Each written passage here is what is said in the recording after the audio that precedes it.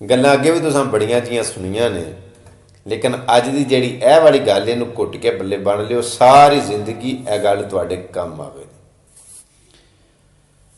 अपने विच मुस्तकिल मिजाजी पैदा करो, भावें हौली हौली टुरो लेकिन मुसलसल टुरे रहो, चलते रहो। ऐ जो अपने विच चीज़ तुसी पैदा करोगे ना, तो तुसी एक वक्त आएगा, एक टाइम आएगा, और बड़ी देर बाद नहीं आएगा, छेती आ जाएगा कि तुसी अपनी मंजिल ते पहुंच जाओ। जे तुसां दौड़ां लाणियां शुरू कर दित्तियां ना, पलांघां पुट्टनियां शुरू कर दित्तियां, यार मिसाल के तौर पर किते जाना होवे तो बंदा दौड़ लानी शुरू कर दे, साह चढ़ जाए, गोडे फुल जाएंगे, लत्तां फुल जाणगियां, थक जाएगा बंदा, साह लैन पवेगा, जी करे तो बहुत ही तेज़ टुरद्या टुरद्या पैर मूंह दा पैइए, गिट्टा निकल जाए। वो जी करता वड्डी पलांघ पुट्टीए, तो जी करता लत्त टुट जे डिग के। तो उहदे नाल बेहतर नहीं कि बंदा पोला पोला टुरदा रहे तो मुसलसल टुरदा ही रहे। जो बंदा मुस्तकिल मजाजी अपने विच ये चीज़ पैदा करता, मुस्तकिल मजाज आते हैं कि मुसलसल चलद्या रहना, मुसलसल जद्दोजहद करना, लगे रहो।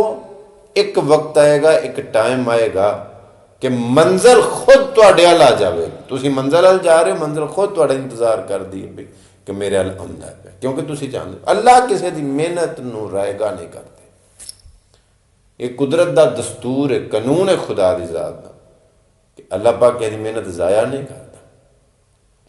हुण जिहड़ी गल मैं ऐ सुनाई है कि बेशक हौली हौली टुरदे रहो लेकिन मुसलसल टुरदे रहो, इनू थोड़ा जिहा मैं दूजे पासे लैके आउणा।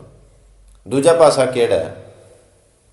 रिलेशनशिप, दोस्ती, ताल्लुक, रिश्तेदारी। रिश्तेदारी दे विच मिसाल के तौर पर जदों बंदा पूरा पूरा टुरदा रहेगा ना, तो वह बड़ी देर तक टुरदा रहेगा, पूरा पूरा दरमियाना रख के मुस्तकिल मिजाजी, जिवें मैं अगे लफ्ज बोले, टुरदा रहेगा तो बड़ी देर तक टुरदा रहेगा। हो सकता सारी जिंदगी वो टुरदा ही रहे। तो जिवें अगे दस्सिया ना कि वड्डियां वड्डियां पलांघां पुट्टेगा तो साह अपने आप नूं भी चढ़ जाएगा, तो साह अगलियां नूं भी चाड़ छड़ेगा। इंज कोई स्वाद तो नहीं ना। जिवें दोस्ती है, इस तरह रिलेशनशिप, यारी, ताल्लुक, बेशक भावें हौली हौली टुरदे रहो किसी दे नाल, लेकिन मुसलसल टुरदे रहो। इंज नहीं कि जो शुरू शुरू दे विच तलक बनया, दोस्ती बनी है, यारी बनी है, रिलेशनशिप, उदों मेरा मतलब भज भज के एक दूजे के मोढियां दे उत्ते चढ़िया रहना, हर वेले एक दूजे के नाल लो लो पोपो जफ्फियां पप्पियां इन्ना ही मुक्कन, 4 दिहाड़े लंघन, तू कौन तो मैं कौन, को पूछे सुना अपने यार ददा दफा कर पर मुक गई। क्यों? ये तां मुक्की है कि भज भज के तुसी मेरा मतलब एक दूजे हट हट के आए हो। इंज नहीं, साह चढ़ गया ना, दोवां धिरां नूं चढ़ गया ना, वह भी थक गया, अक गया तो वह भी थक गया।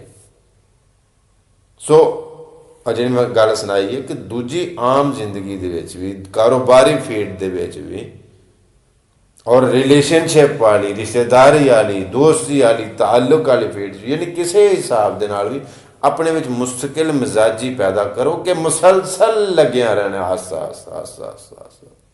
मज़ा आएगा तुहानूं बड़ा अच्छा लगेगा। यह चीज़ अपनी जिंदगी दे विच पैदा करके वेखो, अपना के वेखो। क्यों? मैं मशवरा वो देना जो मैं खुद आजमाया है।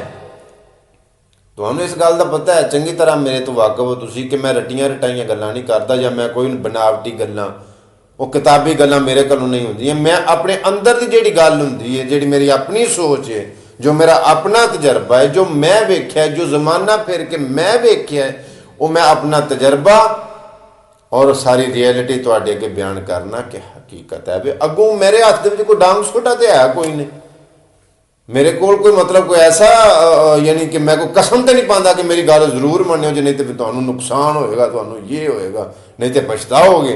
नहीं, मर्जी है तुहाडी, दिल करदा जे गल नूं मन्नो, नहीं दिल करदा ना मन्नो, लेकिन अपने अंदर की गल करना कि अगर तुसी अपने अंदर मुस्तकिल मिजाजी पैदा करोगे, अगर मुसलसल चलने वाला वो अपनी आदत बना लोगे ना, तो वो दिन दूर नहीं कि तुसी अपनी मंजिल ते पहुँच जाओगे, तुसी कामयाबियां पा लो।